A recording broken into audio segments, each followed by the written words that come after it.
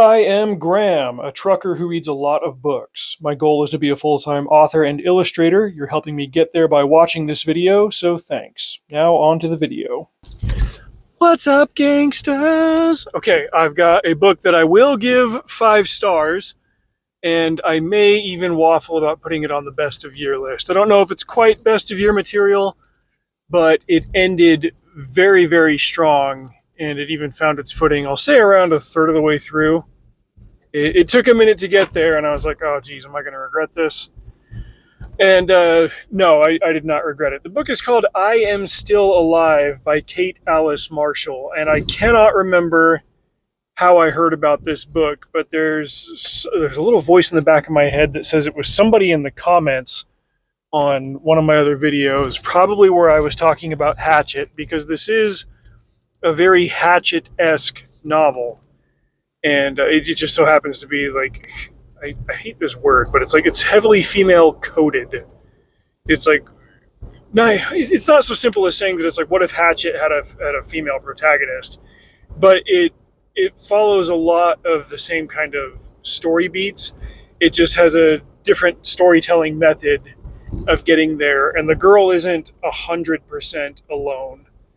There are some other complicating factors that tie in, and it does a really, really good job of honoring the Chekhov's gun principle, where like basically everything that it shows you is relevant not just for explaining the character, but for explaining certain things in the story that pop up later.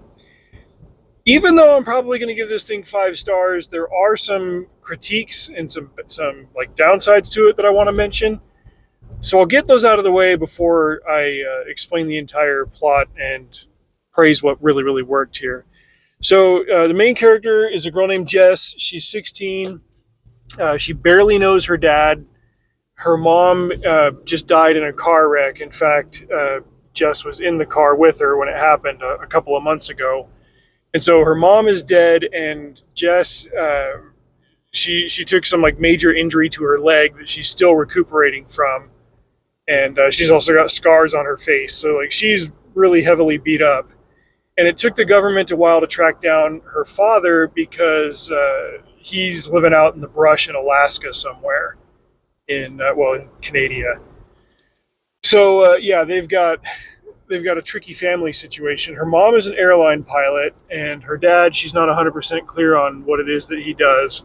Her mom doesn't like rant about her dad being a deadbeat or anything. Turns out they were never like, I don't think they were ever actually married, but she doesn't ever have anything good to say about him either.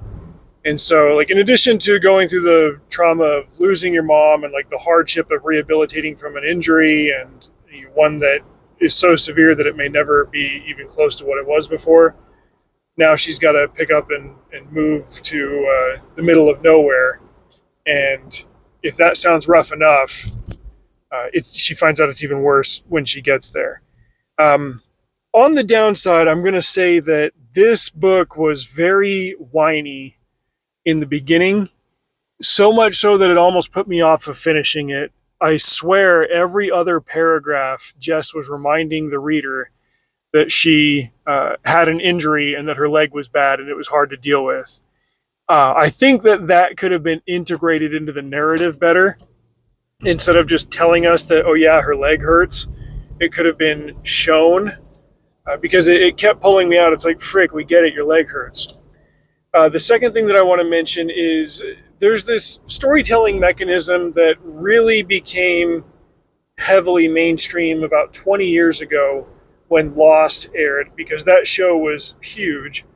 And it's where they constantly flip back and forth between here's the present and here's the past. And even the description of this book, it sets up like, hey, here's the before, here's the after, here's the before, here's the after. And then like the first half to 3/5 of this book, like every chapter starts with here's before, here's after, here's before, here's after. That can work. And there are still like shows and books where that works. But again, like it was overly noticeable and it broke the immersion up front. But when you see how the whole story comes together, it works. It's just like the point of mentioning it here in the review is to say that if you decide to pick up this book, and I really think that you should, you understand that if you're having hiccups in the first quarter of it or so, just keep reading, because it's satisfying and it pays off. By the time I got to the end, I was like, okay, I'm fine with that beginning now, but I was muscling through it in the beginning. So there's that. The final point that I want to make, and this is more about a particular type of book, not just the whole before and after thing, but this book had the same kind of obstacle to overcome as a found footage movie. Namely, that found footage can be very exciting as a concept, but one thing that you've absolutely got to establish, and convincingly so, is a reason why somebody was filming the found footage. Like, think of Cloverfield. That's one where it worked because the guy behind the camera was an idiot. And he was like, man, people are going to want to know. And it's like, he's exactly the kind of person who would run around as a monster is attacking the city, filming it with a camcorder. And so that worked. There was another movie called Apollo 18, where it was a found footage movie about some forgotten mission to the moon in the 70s, where astronauts got up there and there was like monsters on the moon or something. And like, this is why we never went back. And it's like, okay, well, here's the problem. How do you cover up an Apollo mission? You don't. So that's one where like the found footage thing didn't work. Well, in print, it's basically like, oh, here's a journal or here's a manifesto, and if you're reading this, I'm probably dead type thing. Okay, that can work, but then you've got to really hold back on your prose and your verbosity and your excessive narration. The word economy becomes the name of the game. And there wasn't a tonal shift between the before and after type stuff. Like, Jess talked the same. This whole book is written in first person. Talked the same whether it was a before segment or an after segment. And it read really well, but it's not the kind of thing that you would be so excessively verbose about if you were trying to get critical facts down on paper in case you died and somebody found the record that you left behind. There was another book by, what is this author's name? Elizabeth Wine, I want to say. The book is called Codename Verity, and it's also this kind of thing where it's the print version of a found footage story.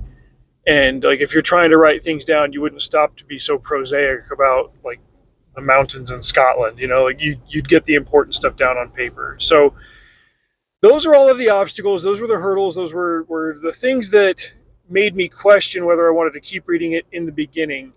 But I'm glad that I did, and I think that you should too. The way that this book compares to Hatchet, and she even mentions Hatchet in the book, but not by name.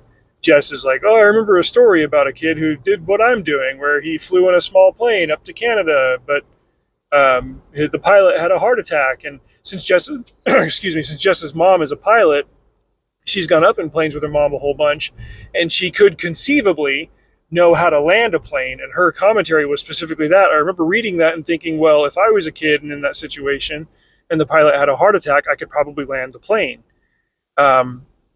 So, you know, she pays homage to Hatchet, as then she goes on to write a book that is very strongly in that vein, but I'm still reluctant to call it a female version of Hatchet. It's just, it does a lot of the same things, but it does it for a very different reason. So now that I've gotten you all this far into the video, she goes up into Canada, she stays with her dad. Turns out her dad is involved with some shady folks, and he's living off-grid for a reason. There are people that have leverage over him. She doesn't want to stay with him, but she's got nowhere else to go.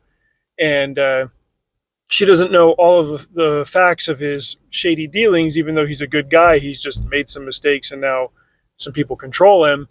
And when that all goes sour, and the bad guys that he's involved with end up killing him, she's suddenly out in the woods by herself with nobody but her dad's wolfhound dog thing, a giant gorilla dog thing that ate one kid already, to keep her company.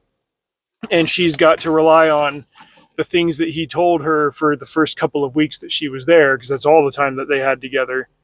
And then, well, I guess they were together for a couple of months, but she was still in recovery from her leg, and yeah, like the timeline gets a little bit wonky. She was there through a winter, but I don't know if she was there through the entire thing. Anyway,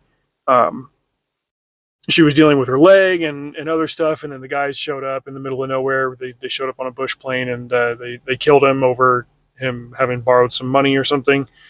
And now, like, her only chance of getting rescued and getting out of there is staying alive long enough for them to come back, and her like finding her dad's cache of weapons and figuring out what to do about it. The thing that I think was most satisfying about this book all the way through is that Jess was actually tried and tested, and at no point did she become immediately awesome and good at everything. Yeah, she had some training from her father, but she didn't immediately like survive and find food and everything. Yeah, she knew how to fly a plane thanks to her mother, but she didn't just like, the first chance that she gets a plane, like immediately jump in and I know exactly what I'm doing and fly off. Like, she wasn't just immediately great at everything. And when she finally did have success in different areas, everything that she did felt earned. And there was some technical analysis, there was some acknowledgement of her own shortcomings, and the hard realization that she had to really let go of some of the obstacles that she was putting in her own way mentally. She had to really change, and this is where it's going to kind of echo Hatchet here. She had to get rid of the old her in order to survive this new dynamic. It was just fantastic. By the time I got to about the 30% mark, I was like, no, I'm in now. I'm invested in this book, and it ended superbly well. If you've been looking for a story like this with a female protagonist that does it better than any movie that you've seen in the last 10 years, like, this is it. Because I feel like every movie with a female protagonist, like the whole point of the story, whether it's a streaming show too, I guess, like the whole point of it is like, oh, she was just always awesome and like the patriarchy was in her way or whatever. It's like, no, like this girl had significant obstacles and she had some advantages, and she really had to hunker down and learn and do different things to overcome those disadvantages. And at no point was it easy. She just leveled up and became more competent. And I was like, okay, that is a fantastic character.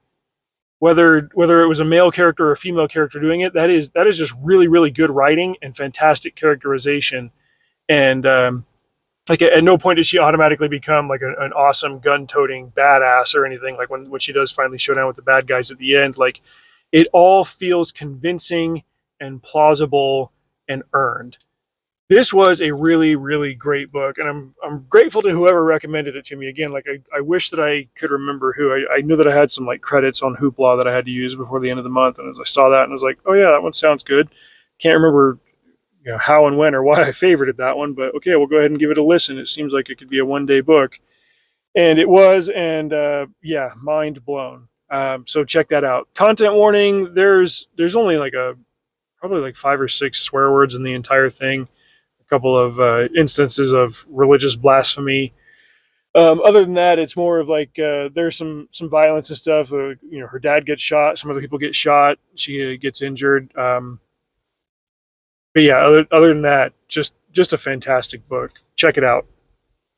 Thank you for watching that. To help the channel, check out my books on Amazon. Buy one, read it, tell me what you think.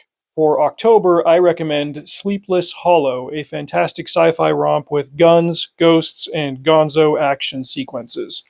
You can also subscribe to my Substack, where I do more detailed book reviews and longer-running projects, some of which is paywalled. Drive safe. See you out there.